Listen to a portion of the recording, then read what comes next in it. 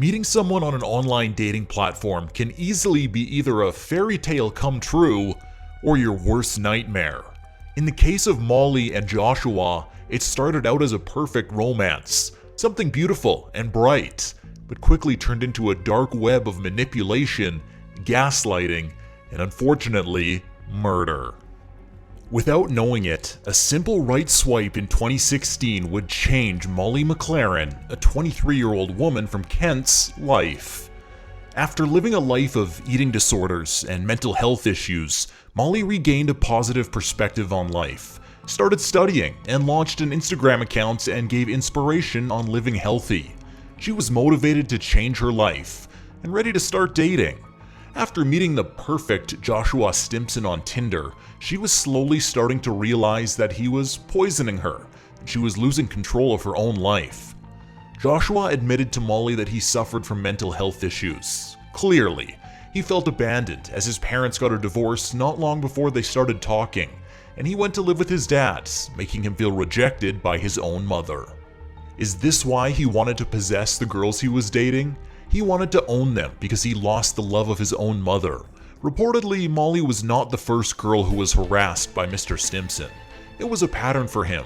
Unfortunately, Molly was not lucky enough to get away. It is rumored that the Tinder couple bonded over the fact that they both struggled with mental health issues and found some support within each other. Although Joshua was in and out of treatment centers, he always refused treatment for depression, denying that his issues stemmed from something deeper.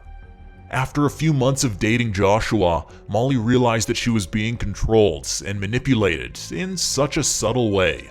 It's crazy to think how easy it is for a girl to be captured in a situation like this, and always important to know which signs to look out for. Her friends warned her about Joshua. He never really showed any interest in anything but her. He was obsessed with her.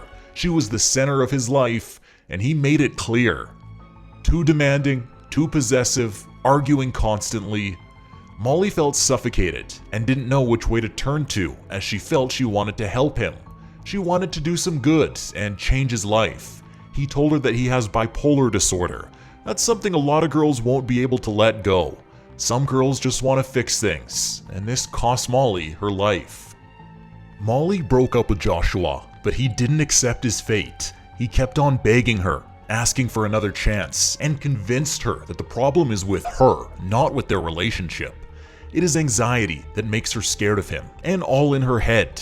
He advised her to make an appointment at her GP because she needs help, and he's worried about her.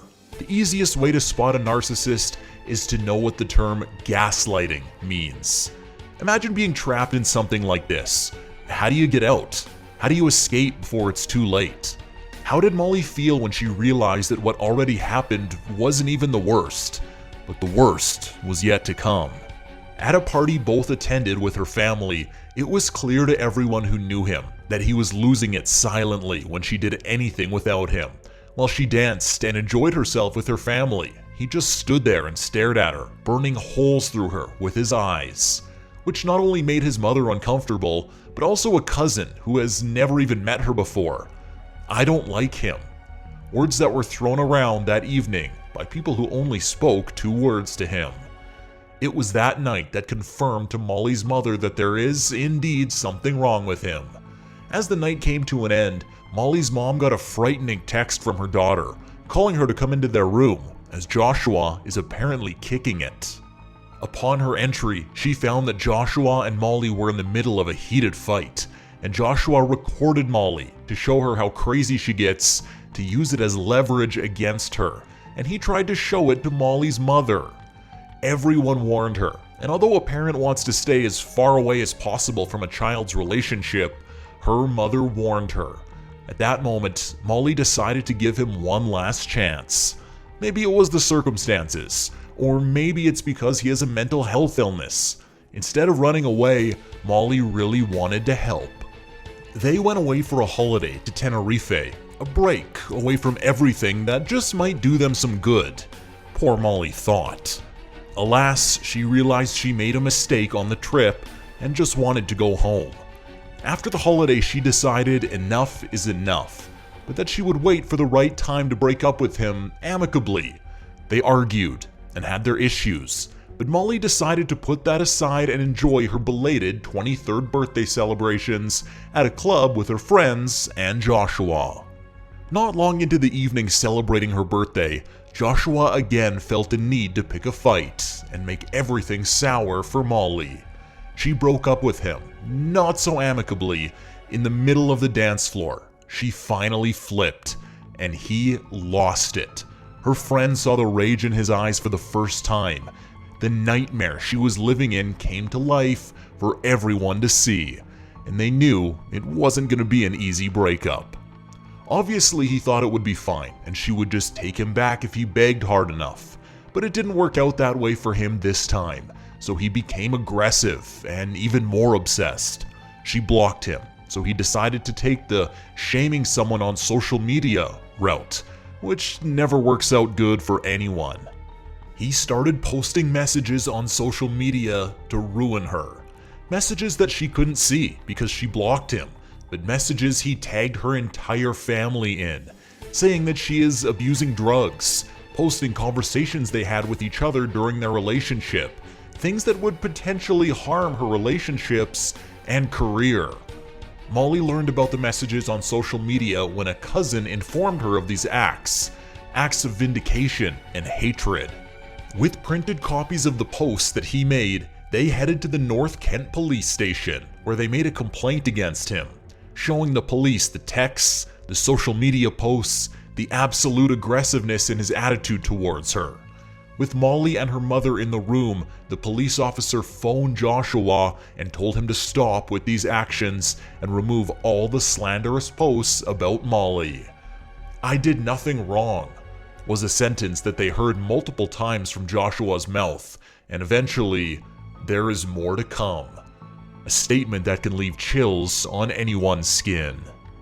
The police officer told him that they would not want Molly to come into the station with such complaints again, with Joshua responding with a simple, "Wouldn't we?"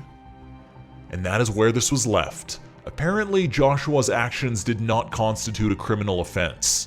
The very next day, Joshua laid a complaint at the same police station against Molly, claiming that she's spreading rumors about him, saying that he's in trouble with the police. They advised him to stop all contact with Molly and to remove the offending posts. 2 days later, the phone rang at the police station. On the other side was a devastated Molly, informing them that Joshua had once again posted something else.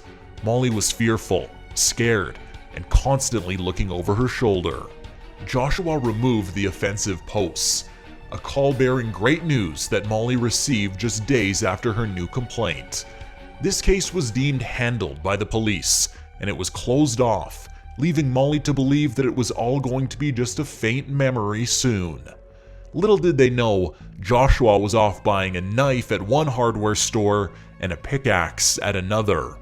Why? A coincidence or a premeditated murder? Joshua convinced an old friend he met on Tinder to befriend Molly on all her social media accounts and give him all the information that was posted by her. This woman was misled. She didn't know what was going to happen. A smiling selfie Molly posted on Snapchat led Joshua and his Tinder date to a venue where she was going to hang out with her friends. Ship and trade. To Molly, it was just a coincidence that he was there, and made it obvious that he wanted to be seen with his date. After all, the world is only as big as the town you're living in.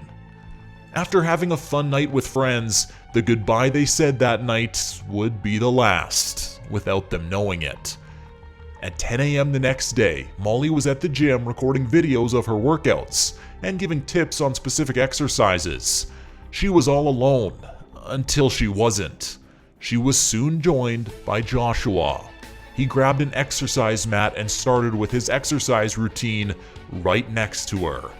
It wasn't a coincidence to Molly anymore. It was a nightmare. She confronted him, but then left after she texted her mother and friend. She told them that he just started doing his thing next to her. Both her friend and her mother told her to get out and go home. Before she left, she moved to another area of the gym, losing sight of Joshua, who was already waiting for her in the car park. "I am the one you're looking for. She is in her car. She is dead. These were the chilling words spoken by Joshua to the police when they drove past him covered in Molly's blood after he stabbed her with the knife he just bought a few days ago. 75 times. This young woman was stabbed 75 times by her ex-partner. Joshua was taken into custody, where it came to light that this was not the first incident of stalking behavior, but that he harassed 2 of his girlfriends before, slashing one girl's tires of her car. Nothing came of this because of the lack of evidence. He was sentenced to 26 years in jail, and the court found no evidence of bipolar disorder. It is clear he made these things up to keep their relationship alive. Today, he's still in jail because of the calculated murder of Molly McLaren, but her legacy still lives on. She's still changing lives. Her mother and friends started a foundation in her name to help people with eating disorders, a dream Molly had, as this was something she struggled with for a long time. We will remember you and your good heart, Molly.